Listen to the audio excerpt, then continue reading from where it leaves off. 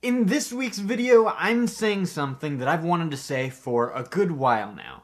Stop using apologetics.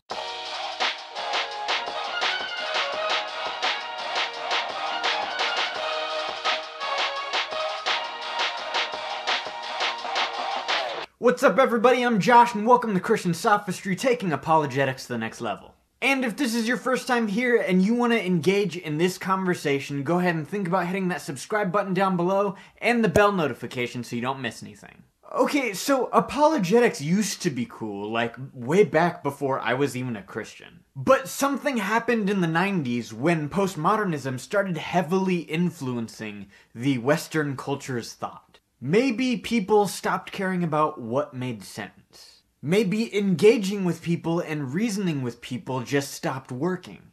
Maybe Christians just got lazy and realized that apologetics is hard work and they just stopped trying. Whatever it was, there's a whole generation of Christians. If you're watching this video, likely our generation, my peers, are growing up without the impact that apologetics has been able to provide to a Christian generation. Apologetics as a multidisciplinary field has been able to expose many Christians to studies like science and history and philosophy and a whole host of other studies that supports the Christian worldview, instead of the one-sided approach that we get from public education.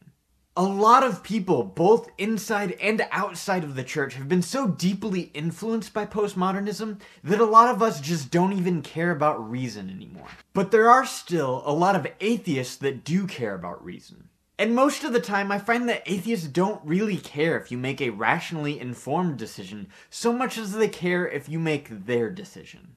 Most of the time, I think atheists prefer it if they argued with people that aren't informed or aren't trained to defend their faith, because really they just want people to turn away from it.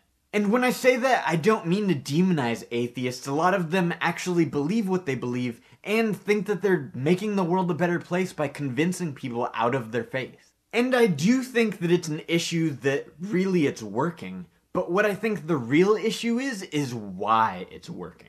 The reason that so many Christians are so easily convinced out of their faith is because of the power dynamic that has been created by the influence of postmodernism. The loss of value for reason has left a lot of Christians without reasons for what they believe.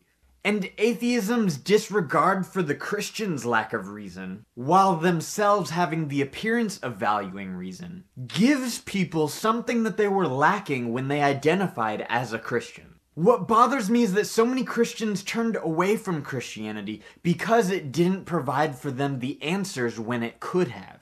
And critics made them believe that those answers didn't exist. In the past decade, the number of people identifying as Christians has gone down from 78% to 70%.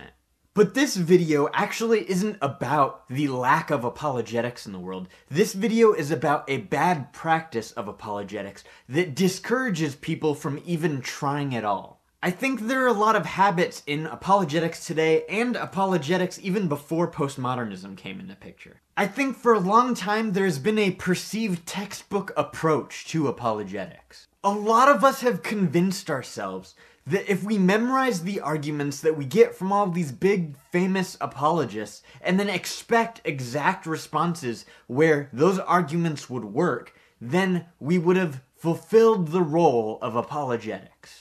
Apologetics is not a cookie-cutter approach like that. It actually takes work, and there's a lot more to it than that. We can't just preempt responses as if we already know what the person is thinking before they think it. And that puts us in an incredibly tough spot when they don't say what we need them to say in order for our argument to work. Which Christians do a lot. We should look to understand not just arguments, but people, instead of trying to force critics to say what we need them to say in order for us to gain an advantage. We should look to understand people instead of putting them in boxes and thinking that we already know what they systematically understand because of their label. We should look to establish relationships with people instead of trying to intellectually embarrass somebody, thinking that that's going to do any good at all. Okay, there's a way that I want you to think about apologetics. There are two reasons to do it, but to do it with one reason and not the other is both prideful and selfish. The two reasons are this. You can do apologetics to challenge yourself, and you can do it to challenge others. If you're only doing it to challenge others, then you lose the element of truly good arguments. Because then it becomes more about establishing an argumentative superiority over another person.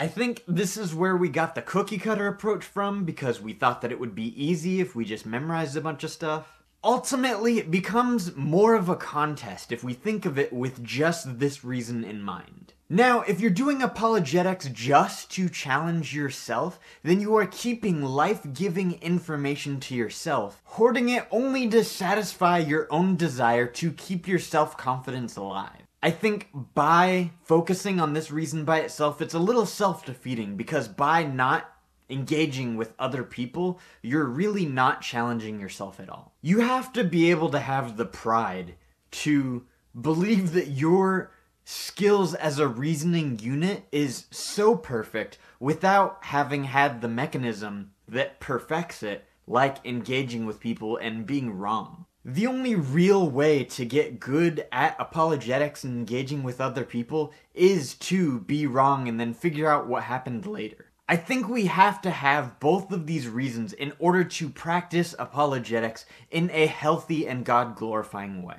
So, stop using apologetics. Stop using apologetics to assert dominance over other people. Stop using apologetics to win some stupid contest. Stop using apologetics to keep yourself in this little bubble and stay safe from the rest of the world. And start putting apologetics to use in the right way. I do hope you took something from this video. I know I certainly did in making it. If you thought this video was valuable, please like and share this video with your friends. Otherwise, that's it for this video. Thanks so much for watching, and thanks for arguing with me.